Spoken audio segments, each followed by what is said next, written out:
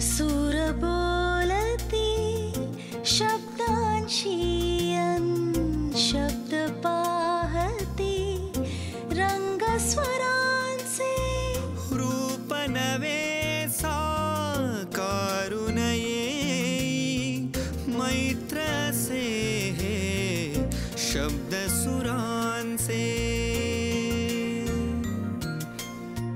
मैत्र से हे शब्द सुरांचे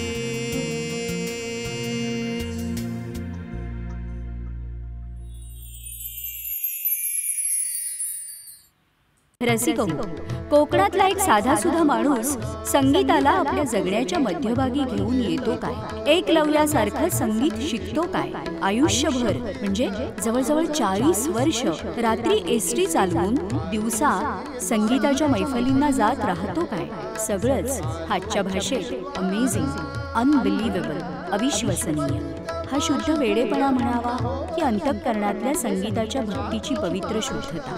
रसिको, या वेड्या माणसाचं नाव आहे राजाराम शेंबेकर. मूळचे कोकणातले राजाराम शेंबेकर यांना संगीताची इतकी आवड होती की आपली एसटीतली नोकरी करून दररोज रात्री एसटी चालवून दुसऱ्या दिवशी सकाळी मुंबईत पोहोचून तिथे मैफलींना जाता यावं म्हणून ही रात्रपाळी करून राजाराम शेंबेकरांनी आपल्या 40 वर्षाच्या आयुष्यातला जवळजवळ 80% भाग हा संगीताला वाहिला. अखिल भारतीय गांधर्व महाविद्यालय पुणे इथं त्यांचं संगीत विशारदपर्यंतचं शिक्षण झालं. पंडित राम मराठे, नूतन गंधर्व अप्पासाहेब देशपांडे, पंडित जितेंद्र अभिषेकी, पंडित छोटा गंधर्व, पंडित नारायणराव बोडस, करवीर पीठाधीश ब्रह्मीभूत श्रीमंत विद्याशंकर स्वामी महाराज, हरिभक्तपरायण कीर्तन सूर्य दत्तदास घागबुवा यांच्या गायनाची राजाराम शेंबेकर यांनी एकलव्य पद्धतीने साधना केली. ही तपस्याच. गायक म्हणून स्वतःला सिद्ध केलं. सज्जनगड, अक्कलकोट, नागपूर, गांधर्व महाविद्यालय पुणे, आबासाहेब गरवारे महाविद्यालय, नरसिंहवाडी, औदुंबर, अकोला, दत्त मंदिर अशा असंख्य ठिकाणी त्यांचे गायनाचे कार्यक्रम झाले. चतुरंग प्रतिष्ठानच्या चिपळूण इथल्या आनंद मेळाव्यामध्येही त्यांनी गायन सादर केले. असंख्य पुरस्कारही राजाराम शेंबेकरांना मिळाले आहेत. स्वरगंध हा देवगड इथला पुरस्कार, पनवेल कल्चरल सेंटर, सह्याद्री निसर्ग मित्र मंडळ, सज्जनगड अशा अनेक ठिकाणचे पुरस्कार त्यांना मिळालेले आहेत. 2001 मध्ये कला विकास मंडळ गुहागर यांच्यातर्फे दिल्ली इथे झालेल्या संगीत एकच प्याला या नाट्यप्रयोगाकरता त्यांनी संगीत मार्गदर्शन आणि ऑर्गनची साथ केली आहे. कीर्तनात, नाट्यप्रयोगात त्यांनी संवादिनीची साथ केलेली आहे. त्यांच्या गायनालाही सर्वश्री मकरंद कुंडले, राजीव परांजपे, वरद सोहनी, विश्वनाथ कान्हेरे यांच्यासारखे दिग्गज कलाकार लाभलेले आहेत. रसिको, हे असे वेडे कलाकार आहेत. म्हणूनच भारतीय संगीत हे विश्वव्यापी होत आहे. त्यांच्या या सगळ्या संगीताच्या तपस्येमध्ये त्यांना त्यांच्या कुटुंबाची अत्यंत जिव्हाळ्याची आणि प्रेमाची साथ लाभली. तसंच त्यांचा मित्रपरिवारही, स्नेहीजन परिवारही खूप मोठा आहे. या सगळ्यांची साथ त्यांना नेहमीच लाभला. राजाराम शेंबेकर आपल्याला पुढच्या वाटचालीसाठी उदंड उदंड शुभेच्छा.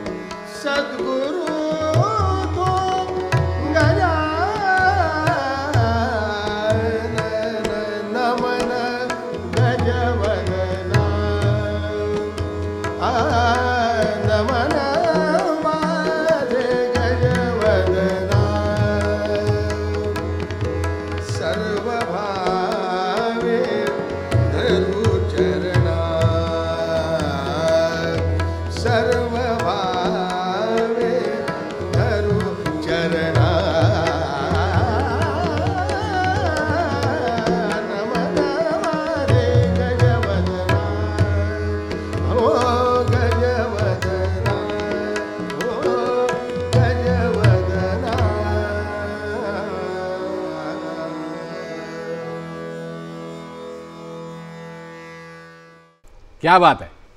नमस्कार रसिको. मैत्र हे शब्द सुरांचे या कार्यक्रमामध्ये मी विघ्नेश जोशी तुम्हा सगळ्यांचे अगदी मनापासून स्वागत करतो. आज आपण गप्पा मारणार आहोत सुप्रसिद्ध गायक राजाराम शेंबेकर यांच्याशी. खरं तर तुमचं नाव म्हणजे लोकांना जे परिचित आहे ते राजाराम शेंबेकर नसून राजाभाऊ शेंबेकर असं आहे. त्यामुळे आज तुमचं स्वागत करताना केवळ मैफिलीचा एक काय म्हणतो आपण एक संकेत असतो म्हणून मी राजाराम शेंबेकर असं म्हटलं, पण इथून पुढे तुमचा उल्लेख मी राजाभाऊ असाच करेन. तर राजाभाऊ, आमच्या या मैत्र हे शब्दसुरांचे कार्यक्रमामध्ये तुमचे अगदी मनापासून स्वागत करतो. तुमच्या साथीदारांचे स्वागत करतो. तबला साथ करतायत अमेय भिडे, पखवाज प्रथमेश तारळकर, स्वरसाथ वरद केळकर, संवादिनी साथ अमित ओक आणि ऑर्गन साथ आदित्य ओक. मैत्र से हे शब्द सुरांचे.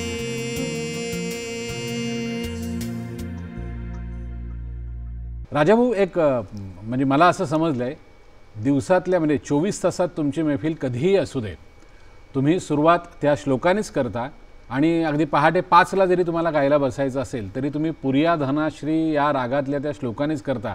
तर त्यामागे असं काही वेगळं कारण आहे, आध्यात्मिक कारण आहे की कीर्तन परंपरेतलं काही तुमचं शिक्षण आहे? परंपरा आहेच. हां, आध्यात्मिक कारणही आहे आणि गुरुतत्व हा विषय आहे त्याच्यामध्ये. हां काही चाली ह्या जन्मास येतात हां आणि त्या इथे भिडतात जेव्हा आपल्याला, आणि योगायोगाने त्यावेळेला ती चाल गुरूंकडून ऐकलेली असावी असा एक योग. अच्छा. तो ब्रह्मीभूत महाराज शंकराचार्य हां. पूर्वाश्रमीचे रामभाऊ कराडकर, हां त्यांनी ते संध्याकाळच्या एका बैठकीत हां त्यांच्या प्रवचनाच्या अगोदर हं. त्यांनी त्या रागामध्ये नरसोबाच्या वाडीला माझ्या गाण्यानंतर त्यांचं संध्याकाळी प्रवचन होतं, हां. ते ऐकायला बसलो होतो मी. अच्छा.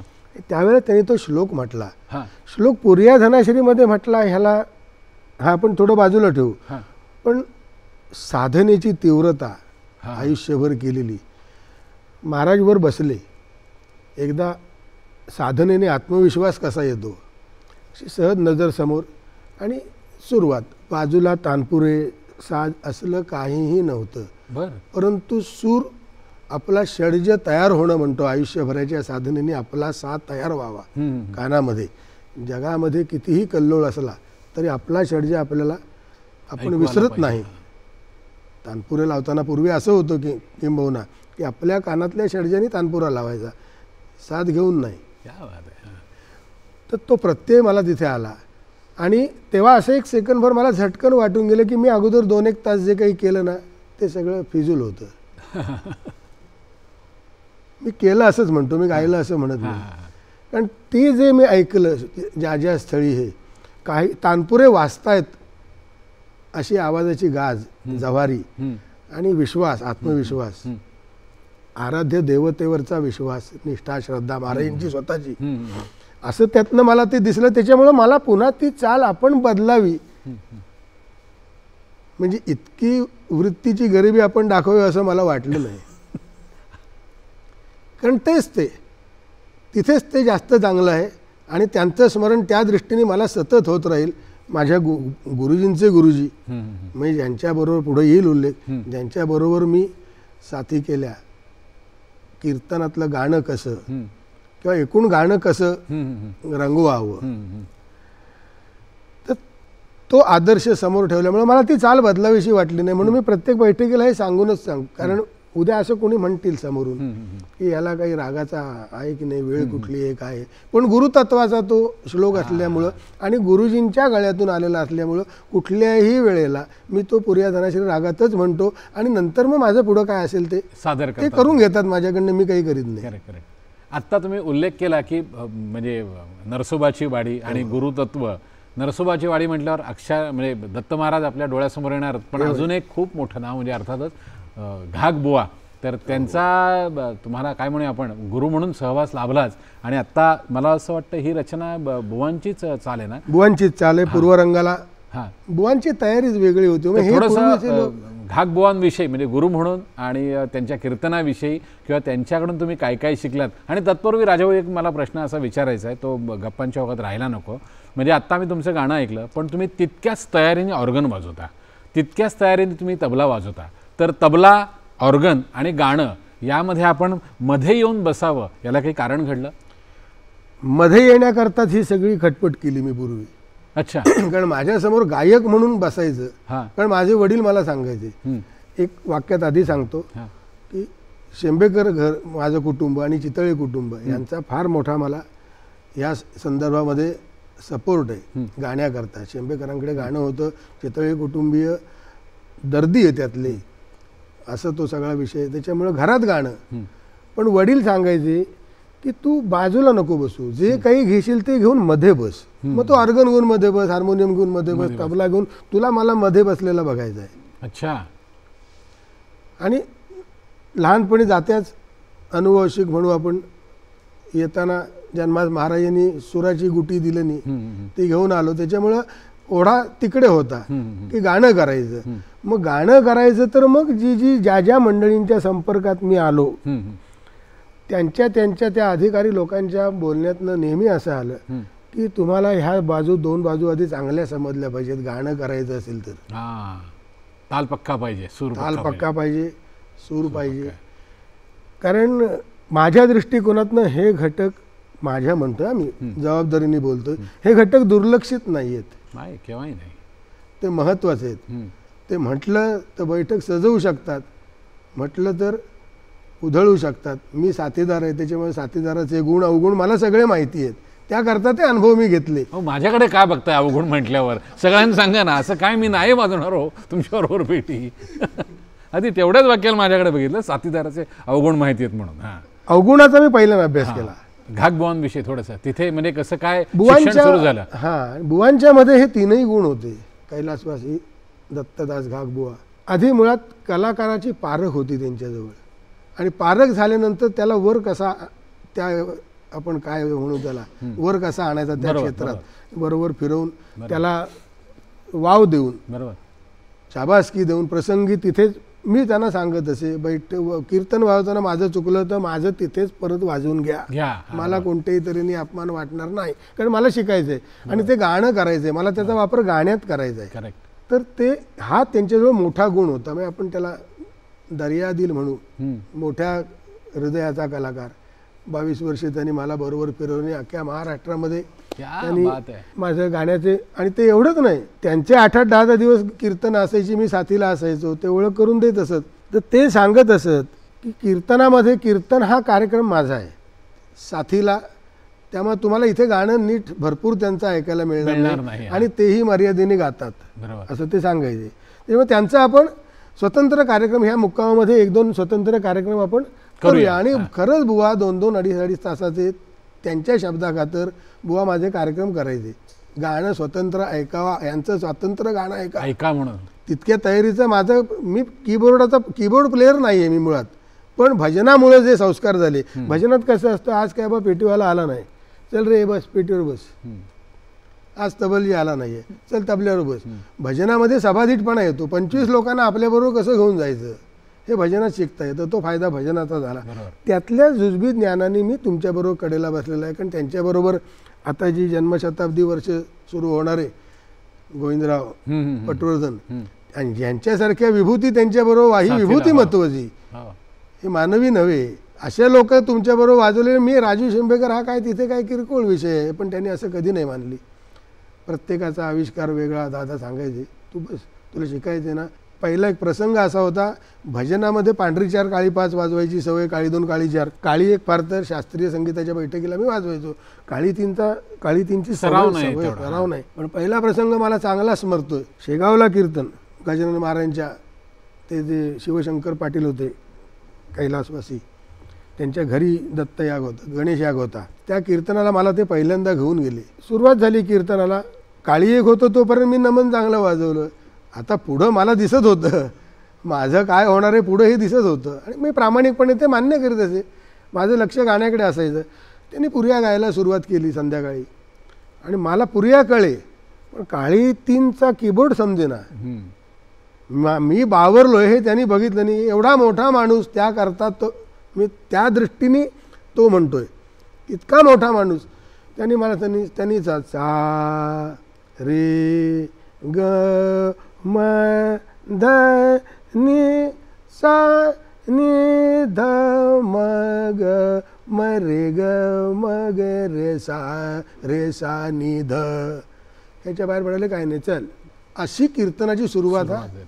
आणि तो कलाकार आहे ह्याची जाणीव ठेवायला लागते. क्या बात आहे, क्या बात. कडेला बसलाय तो कलाकार आहे, त्याला माहिती नाही अशातला भाग नाही आहे, पण टेक्निकल तिथे ती अडचण आहे. एवढी मोठी माणसं, त्याच्यामुळे काय बोलू त्यांच्याबद्दल, किती बोलू किती नाही. करेक्ट. बरं, अजून म्हणजे तुम्ही 3-4 गुरु केले, म्हणजे अजून एका गायकीवर तुमचं विलक्षण प्रेम आहे, ते म्हणजे संगीतभूषण पंडित रामभाऊ मराठे. म्हणजे आपल्या सगळ्यांनाच ते गुरुस्थानी आहेत. तर त्यांचा असा काही सहवास कसा लाभला किंवा त्या गायकीचा प्रभाव म्हणूया आपण, याविषयी थोडंसं सांगा ना. लहानपणापासून रामभाऊंचं आधी गाव आपल्याकडे कासं, म्हणजे रामभाऊ आमच्या भागातले रामभाऊ प्रेमाने म्हणतो, कारण मी ह्या सगळ्या लोकांना छोटा गंधर्व दादा, बालगंधर्व नाना असं मी बोलतो, याचा अर्थ मी बरोबरी नव्हे, ते जे एक प्रेम असतं. बरोबर, प्रेम आहे ते आमच्याकडचे मुळात चिपळूणजवळ कासं म्हणून गाव आहे तिथले.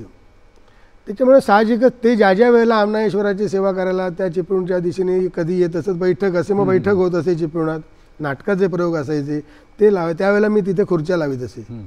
अभ्यंकर रंगमंदिरामध्ये खुर्च्या लावायचं काम करायचो. खुर्च्या लावता लावता मग त्या ओळखी झाल्या हळूहळू. आणि मुळात घरामध्ये रामभाऊंचं गाणं ऐकलं जायचं सातत्याने. बरोबर. आणि वडील सांगायचे, नेटकं समयोचित जिथल्या तिथे जर गाणं असेल तर ते गाणं ऐक. तिथे कुठेही असं काही नाही आहे की आत्ता हे सुचलं म्हणून, सगळं ठरीव आहे, बंदिस्त आहे, हे असं नाही. असं ते गाणं, तो संस्कार पहिला लहानपणापासून माझ्या कानावर झाला.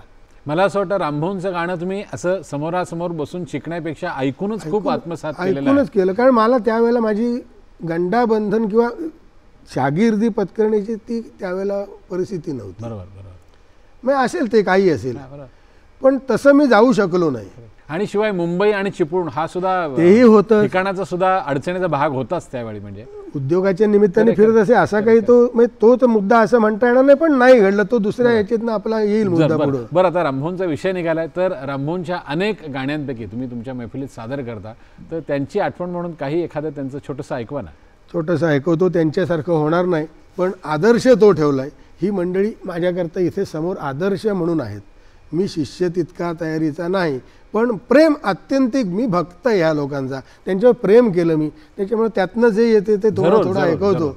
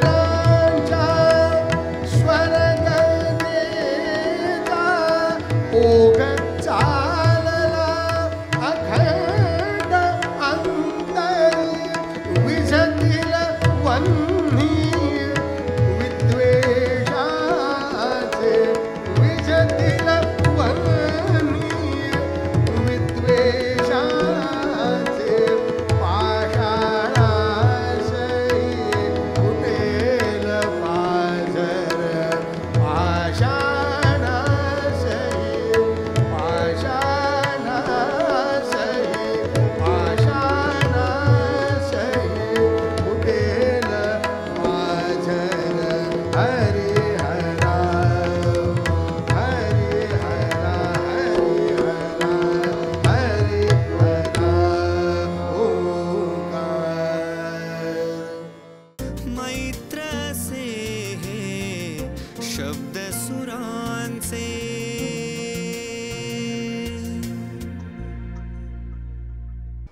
राजाभाऊ, आता गाणं थोडंसं बाजूला ठेवूया आणि चालवण्याकडे आपण जरा वळूया. तुम्ही गाणं जसं 40 वर्ष गाताय तसं तुम्ही ड्रायव्हिंग, ज्याला आपण चालवणं म्हणतो, हे 40 वर्ष करताय. तर पहिली 10 वर्ष म्हणजे क्षमस्व ट्रक ड्रायव्हर म्हणून, आणि नंतर जवळजवळ 32 वर्ष आपल्या 30 वर्ष एस टी महामंडळ. तर थोडक्यात तो जरा अनुभव सगळा सांगा ना. म्हणजे ती एक वेगळी साधना, कारण तिथे सुद्धा एकाग्रता लागते आणि गाण्यात सुद्धा एकाग्रता लागते. तर या दोन्ही गोष्टींची सांगड. ड्रायव्हिंग किंवा चालन हा सुद्धा एक कला प्रकारच आहे. उत्कृष्ट चालक ड्रायव्हर, त्याचं मराठीकरण चालक आहे आमच्याकडे महामंडळामध्ये. त्याची व्याख्या अशी दिलेली आहे, चालक, चा म्हणजे चाणाक्ष, ल म्हणजे लक्षवेधी आणि क म्हणजे कर्तव्य दक्ष. मुळामध्ये ड्रायव्हिंगकडे का गेलो, शाळा शिकलो, SSC पास झालो, नंतर पुढे ते पुढचे विषय येतील. पण एकाला तरी त्यावेळेला कुटुंबात गाडी चालवता येणं हे क्रमप्राप्त होतं, काळाची गरज होती तेव्हा. अधिक कला म्हणून मला ते क्युरियोसिटीच होती, गाडी चालवतात कशी. आम्ही त्या जाळीच्या मागे उभे राहून बघायचो एसटीतनं जाताना. कौटुंबिक मित्र जे होते ज्यांच्या गाड्या होत्या, त्यांच्या गाडीत बसल्यानंतर तो ड्रायव्हर गाडी कशी चालवतो ते माझं निरीक्षण असायचं. त्याच्यामुळं ड्रायव्हर, आपल्याला ड्रायव्हिंग आलं पाहिजे हा मूळ उद्देश आहे. ते पुढं प्रोफेशन झालं, ती गोष्ट नशिबाचा भाग. पण मग शिकायचं तर व्यवस्थित शिकायचं, म्हणून मी क्लीनर राहिलो. मी 6वी पासून क्लीनर राहिलो गाडीवर. अच्छा. आणि क्लीनर असतानाच SSC पास झालो 60% मार्काने, आणि ड्रायव्हिंगही शिकलो. त्याच्यामुळे अनुभवाचं ड्रायव्हिंग आहे, ड्रायव्हिंग स्कूलचं ड्रायव्हिंग नाही. त्यात फरक आहे. क्लीनरचा मग ते तसं जसं प्रमोशन असतं, मग क्लीनर की मग पुढं मी ड्रायव्हर झालो. 10 वर्षाजवळ सगळ्या लाईन केल्या, बंगलोर, गुजरात, गोवा, कर्नाटक, सगळीकडे फिरलो 10 वर्ष जवळ. नंतर एक स्थैर्य हवं. आता ते प्रोफेशन झालेलंच होतं, स्थैर्य हवं. मग ST महामंडळ, खाजगी कंपन्यांमध्येही नोकऱ्या केल्या, उदाहरणार्थ नोसील, सॅफिस्ट. मग STत गेलो. STची 30 वर्ष, 20 वर्षाचा विना अपघात बॅच जो मिळतो मानाचा तो आहे माझा. किलोमीटर पर 10 लिटर, म्हणजे दर 10 किलोमीटर दर 10 लिटरला 43 किलोमीटर धाव, म्हणजे 4.3 लिटरला. 10 लिटरला 43 किलोमीटर गाडी चालली पाहिजे. तुम्ही अधिक दिलं तर त्याला एक बक्षीस असतं. असंही बक्षीस मला 1-2-3 वेळा मिळालेलं आहे. मग तेही करताना मनापासून केलं मी, लादलं असं नाही. आणि त्यावेळेला अर्थार्जनाची गरज होती, त्याच्यामुळे मी ते, आणि शेजारी ट्रान्सपोर्टवाले होते त्याच्यामुळे ट्रक दारातच होते, दारातच गाड्या असल्यामुळे मग बसून ते सगळं गिअर, कुठे जागा कशी काय आहे, स्टेरिंग पुढं, गाडी पुढं किती आहे, मागं किती आहे, हे सगळे अंदाज घेणं.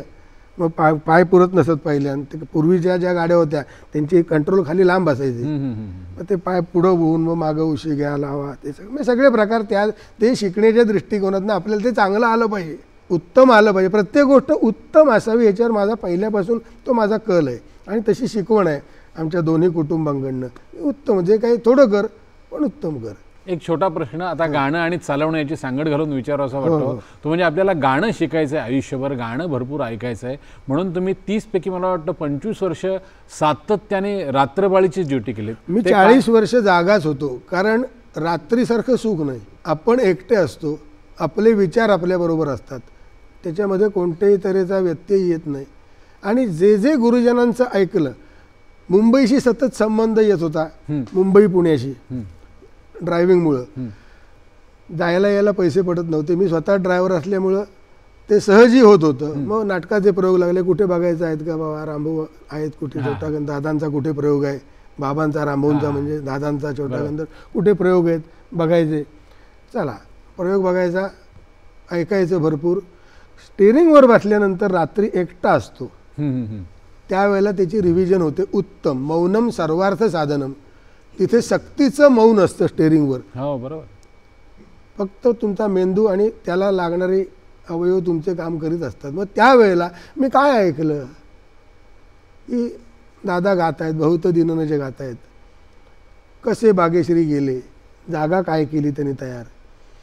बाबांचं म्हणजे रामभाऊंचं ऐकलं, रामभाऊ बहुत दिन कशा, कारण ती गायकी वेगळी दोघेही होती, एकदमच ही वेगळे. एकदम हे म्हणजे एक आक्रमकता आणि एक हा, लढीवाळ एक आक्रमक आणि एक एकदम लढीवाळ. लढीवाळ. हा तर ते कसं चालतं, रागांचा वापर कसा, त्या भाग्यश्रीकडे बघायचं कसं, त्याच्या आजूबाजूला कुठले कुठले राग येतात, त्याच्या छाया कशा कशा येतात, हे मनन मी रात्रभर केलं गाडी चालवताना. एक सूर असतो, रात्री गाडी चालायला लागली जी गाडी उत्तम कंडिशनमध्ये असेल ती एक तुम्हाला रिदम देते आणि सूर देते, स्वर ते देते, इंजिन बरोबर. सूर सूर देतं देतं, तुम्हाला. हा. आणि सूर असला की ॲटोमॅटिकली गाडी रिदममध्ये एका विशिष्ट चालवली जाते. ती कधीतरी 70, कधी 80, कधी 90, 100 असं होत नाही, एक चालू असते. विचारांची जी दिशा असते चालू, तसं ते चालू असतं. मग त्या लईशी सांगड घालून अरे हे कसे उठले आपण, हे कसं आलं इथे, सगळं मला दाखवता येणार नाही कारण आता मर्यादा आहेत, असं मी ते करीत गेलो.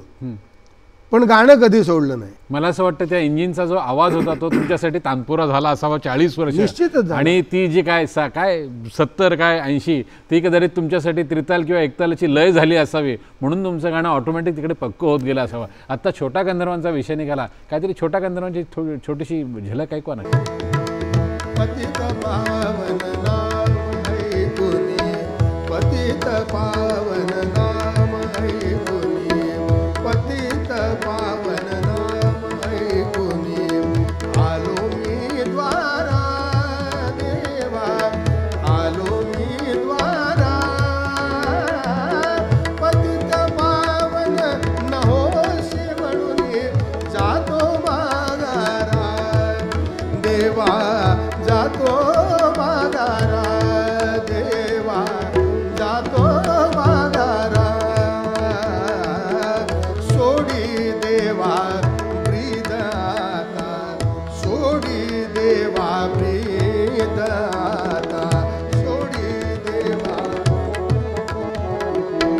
सोडी देवा ब्रीद आता, सोडी देवा ब्रीद आता,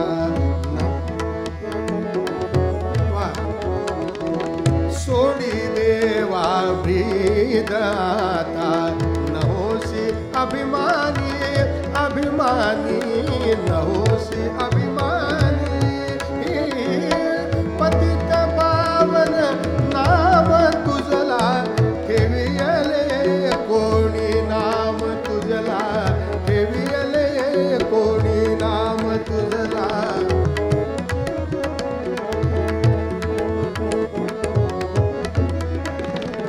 नाम तुझला ठेवियले कोणी, हाती घेऊन जांगड झेंडा फिरेन त्रैलोकी, देवा फिरेन त्रैलोकी, हाती घेऊन जांगड झेंडा फिरेन त्रैलोकी, देवा फिरेन त्रैलोकी,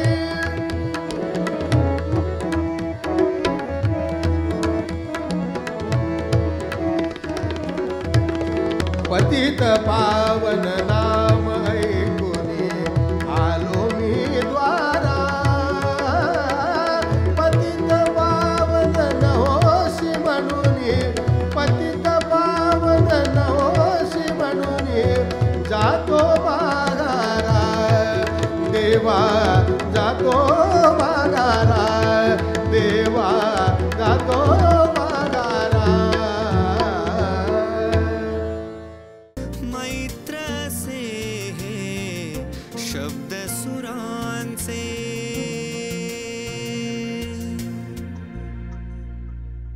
राजाभाऊ, एकदम वेगळाच विषय तुम्हाला विचारायचा आहे. म्हणजे मी नावही सांगतो की जेव्हा तुमची मुलाखत घ्यायची असं ठरलं त्यावेळी मी काही जणांना बोलतं केलं होतं की मला राजाभाऊंची मुलाखत घ्यायची म्हणून. त्यापैकी चिपळूणमधली 2 व्यक्तिमत्व, एक धनंजय चितळे आणि दुसरे संवादिनी वादक हर्षल काटदरे यांनी मला माहिती दिली. खरी आहे की खोटी तुम्ही सांगायचं, म्हणजे चुकत असेल तर त्यांचा कान धरा, माझा कान धरू नका. ते असं आहे की ज्योतिषशास्त्राचा तुमचा प्रचंड अभ्यास आहे आणि तो तुम्ही अशासाठी केला की कुठल्या तरी एका वाईट वेळी म्हणूया तुमच्या मनामध्ये आत्महत्येचा विचार आला होता. हे खरं आहे? एक वेळ अशी आली होती. हां.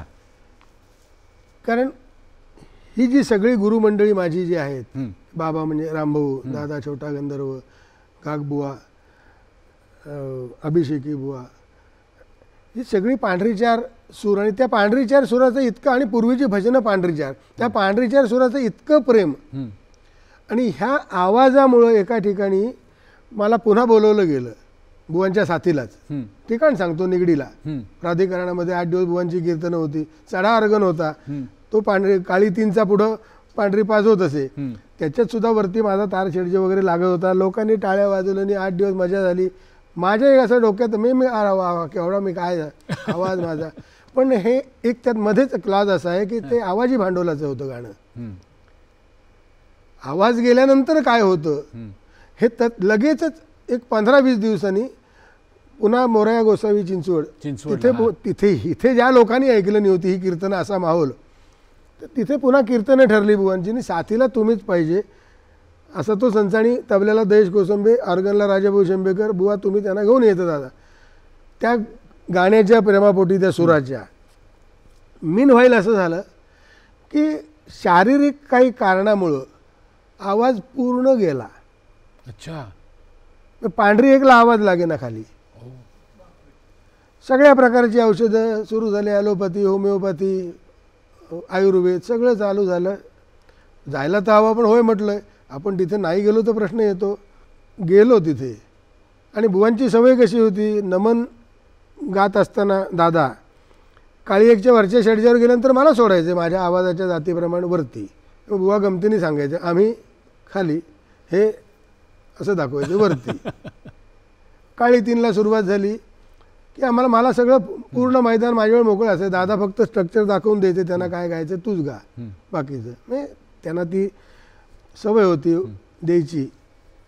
वरती आणायचा माणसाला, कलागुण दाखवायचे. जाईना हो, लागेच ना आवाज. बरं मी ऑथोराईज, मी ऑर्गन प्लेयर नाही आहे, पण भजनातनं वाजवल्यामुळं पूर्वीचा जो मगाचा मुद्दा आहे त्याच्यामुळे डोक्यात ते बसलेलं आहे, हात चालतो तो. आता अशा माणसावर ज्यांच्याबरोबर गोविंदराव बोरकर गुरुजी, विश्वनाथ कानडे ही मंडळी वाजवली. आता मी तर ऑर्गन प्लेयर नाही आहे लिटरली. करायचं गाण्यासाठी मला लोकांनी बोलवलेलं आहे की वाजवून गाणारा साथीदार आणि बुवांच्या सुरात, हे वैशिष्ट्य त्यातलं महत्त्वाचं. आवाज जात नाही. मी शेवटी दादांना सांगितलं, दादा नाही जाते आवाज. आणि श्रोत्यांना उभं राहून हात जोडून सांगितलं की तुम्ही ज्याच्याकरता मला बोलवलात ते माझ्याकडनं नाही, आता होतच नाही आहे. कारण पांढरी ही काय माझ्या कल्पनेत सुद्धा तो खाली पंचम पांढरीचारचा, तिथे मग आता गाणं गायचं कुठे. बरं तसंही पूर्वसुरींनी सांगितलेलं, जी मेलोडी पांढरीचारमध्ये तीच मेलोडी पांढरी एकमध्ये पण आहे, पण तो तुमचा सूर हवा पांढरी एक, तुमचा गाळा त्या याच्या योजनेचा हवा. मग तिथे मी त्याचा ते झालं सगळं पार पडलं. मग बुवानी पण ते लक्षात घेतली. मग तो मोठाच मनुष्य हो, त्यानं सगळी मग एकमध्ये काळी एकमध्ये सगळं सांभाळून घेऊन कीर्तन झालं. काली सगळे 8 दिवस घरी आलो आणि विचार करायला लागलो, काय नेमकं चाललंय हे.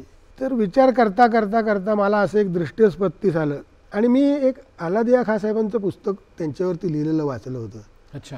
हे जयपूर घराणं जे निर्माण केली अलादिया खां साहेबांनी, त्यात त्यांनी एक मुद्दा मांडलेला होता की आवाजी भांडवल, म्हणजे ज्याचा आवाज चांगला आहे, आवाज चांगला असलेला माणूस गायक, त्याचा आवाज गेला तर त्यानं पोट भरायचं नाही का. म्हणून ही बौद्धिक गायकी जन्मास घातलेली. जयपूर गायकी ऐका, षड्ज ते षड्ज, बंदिस्त बांधलेली गायकी, विद्वत्तापूर्ण गायकी, षड्ज ते षड्ज, एकही सूर ते पुढं लावित नाहीत. थोडे अण्णा, म्हणजे आता हे अण्णा दुसरे मल्लिकार्जुन, तेही मी भरपूर ऐकले. मुळात कबिरी भैरवाची सुरुवात त्यांची वरच्या ऋषभावरून एक्सेप्शनल केस आहे की तिथे ती सुरुवात झाली. नाहीतर षड्ज ते षड्ज बिहागडा तुमचं त्यांचं कुठलंही आहे का तुम्ही, सगळेच गायक ते षड्ज ते षड्ज गातात. का तर त्यांनी कारण असं सांगितलं नाही की जर बंदिशी घटवल्यास, त्या गायकाने जर बंदिशी घटवलं तर तो आवाज जरी गेला तरी तो पोट भरू शकेल क्लास घेऊन, विद्यार्थी शिकवून. हा त्याचा मुद्दा होता. त्याच्यावर विचार करायला लागलो की आता आपण काय करायचं. म्हणून मग माझे काही ज्योतिषी मित्र होते, त्यात हर्षलचे वडील पण आहेत. अच्छा. उत्तम ज्योतिषी. बसलो आणि 4-5 जण आहेत. किंवा नेमकं काय आहे माझ्या आयुष्यामध्ये, नेमकं काय चालू आहे. कारण असं मी प्रत्येक ठिकाणी एका सर्टन लिमिटला मागं आलो आहे. म्हणजे आता असं दिसतंय की आता हे माझ्या हातात आलं. तेवढी वर्ष मागं, तेवढी वर्ष तो आवाज गेला तो 3 वर्षांनी आला. अरे बाप. त्याचं कारण असं आलं, मग मी नंतर शास्त्रीय दृष्टिकोनातून विचार केला की ज्या वेळेला हुनर असते, तरुणपण असतं, आवाज चालतोय, चल वरती, ती जाऊ दे वरती, बेदरकारीने ते यंत्र वापरलं जातं, तिकडे लक्ष दिलं जात नाही. त्याला विश्रांती हवी किंवा तो कसा लावायचा, काय करायचा, आवाज गळा वापरायचा कसा, ते होश असतो. तो वापरीत केल्यानंतर मग शेवटी निसर्ग आपलं काम करतो. निसर्ग तुम्हाला जागेवर आणतो किंवा महाराज जागेवर आणतो. ज्यांना महाराज किंवा अध्यात्म मान्य नसेल त्यांनी महाराज वगैरे ऐकू नये, निसर्ग म्हणू आपण, निसर्ग हाही गुरु आहे पहिला. तर तो तुम्हाला जागेवर आणतो की आता ह्याला विश्रांती द्यायला हवे, बसवून टाकला आवाज, विषय संपला. 3 वर्ष सक्तीची विश्रांती झाली. मनात म्हणत राहायचं गाणं आपलं, हळूहळू हळूहळू हळू. मग तेव्हा मी त्याचा विचार करायला लागलो की हे काय आहे. असं एक जाता जाता झटकन सांगतो, वेळ आपल्याजवळ कमी आहे. बऱ्याच ठिकाणी मी असं आयुष्यात मागं आलो. शाळेत असताना रिपब्लिक डे परेड मानाची दिल्ली निवड झाली, तिथेही मी 1 महिना असताना मला सांगितलं गेलं तुला जाता येणार नाही. अरे बापरे.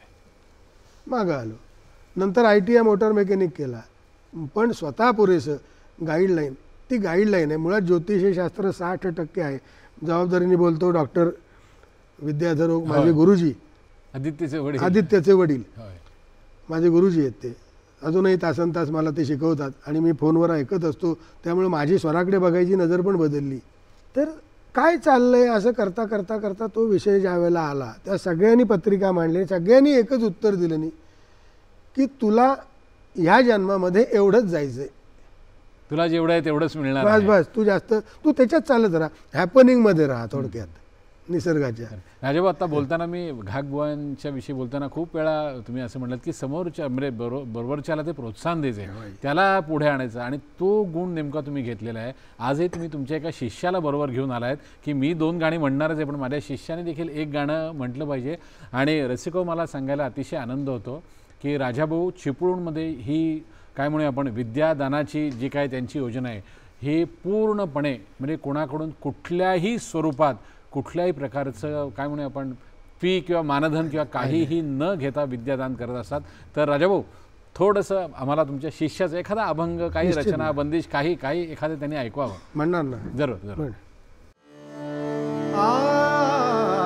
पंढरी निवासा सखा पांडुरंगा, पंढरी निवासा सखा पांडुरंगा, करी अंग संगा, करी अंग संगा भक्ताचिया, पंढरी निवासा सखा पांडुरंगा.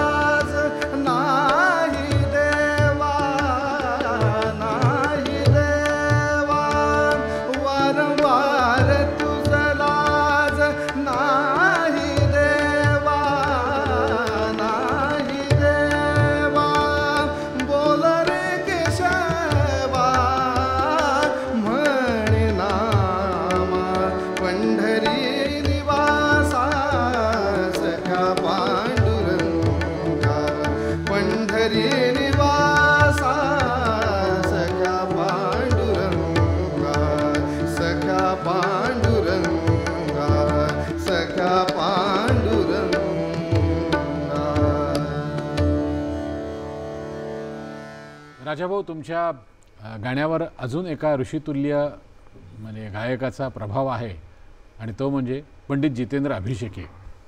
तर अभिषेकी बुवांची एखादी आठवण किंवा त्यांच्या गाण्याचा तुमच्या गाण्यावर कसा प्रभाव, तर त्याविषयी थोडंसं सांगा, आणि मग त्यांची एखादी रचना गाऊन आजच्या आपल्या भागाची आपण सांगता करूया.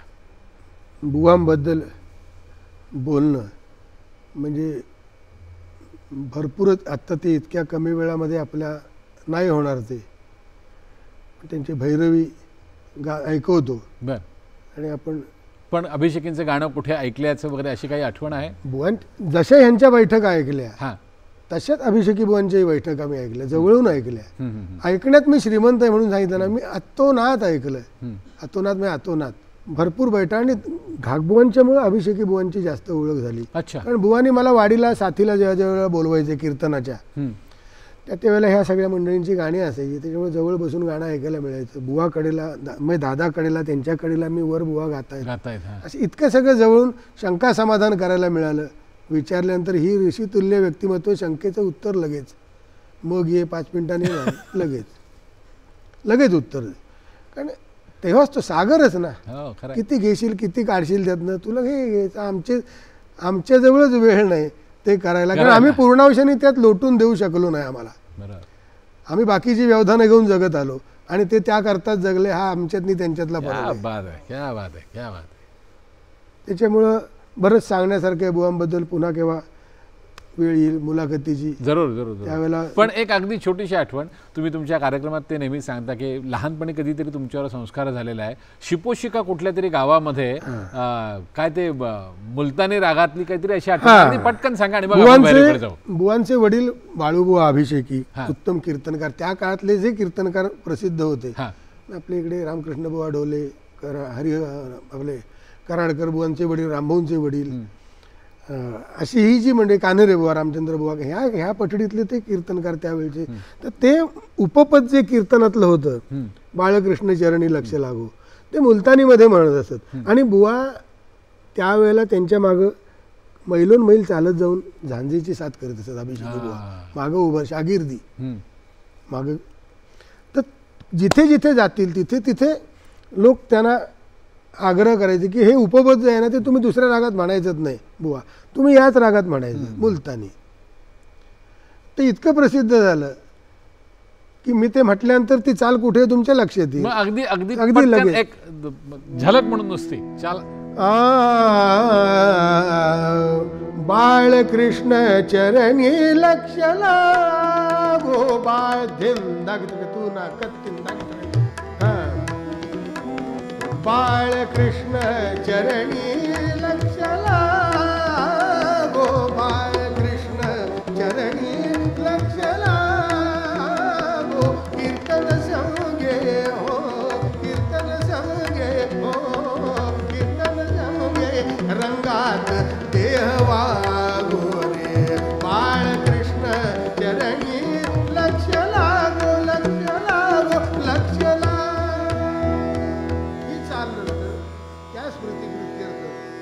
मत्स्यगंधा नाटक, तिथे ती चाल आली, वडिलांची आठवण म्हणून बुवानी तिथे दिलेली. नको विसरू संकेत मिलनाचा,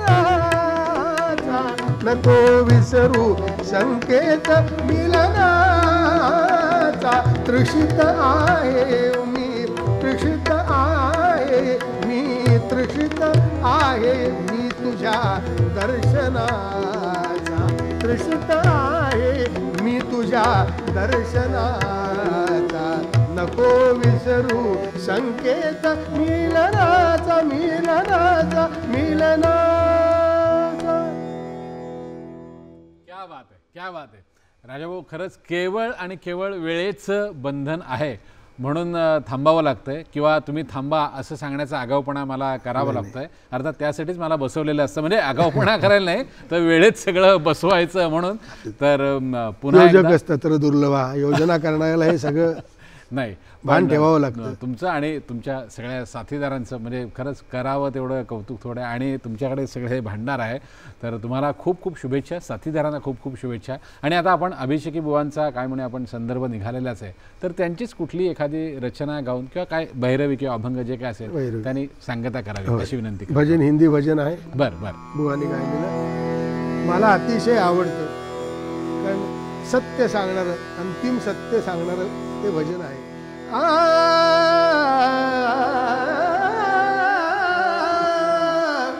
इतना तो करना स्वामी, स्वामी, इतना तो करना स्वामी, जब प्राण तन से निकले, प्राण तन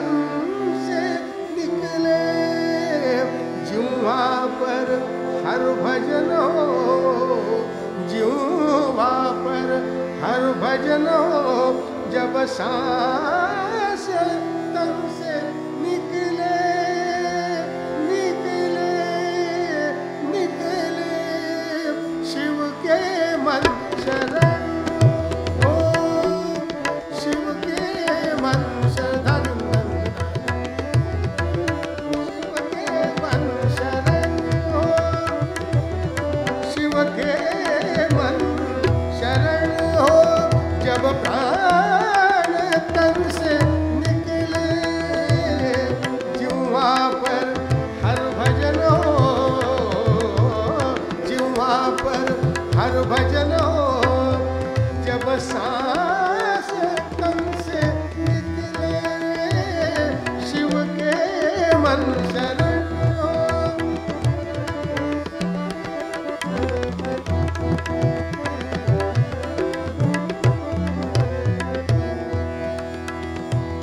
हृदय कमल शुचि हो, हृदय कमल शुचि हो, बुद्धि मेरी विमल हो, हृदय कमल शुचि हो, बुद्धि मेरी विमल हो, तृष्णा से शांत मन हो, तृष्णा से शांत मन हो, तृष्णा से शांत मन हो, शांत मन, शांत शांत,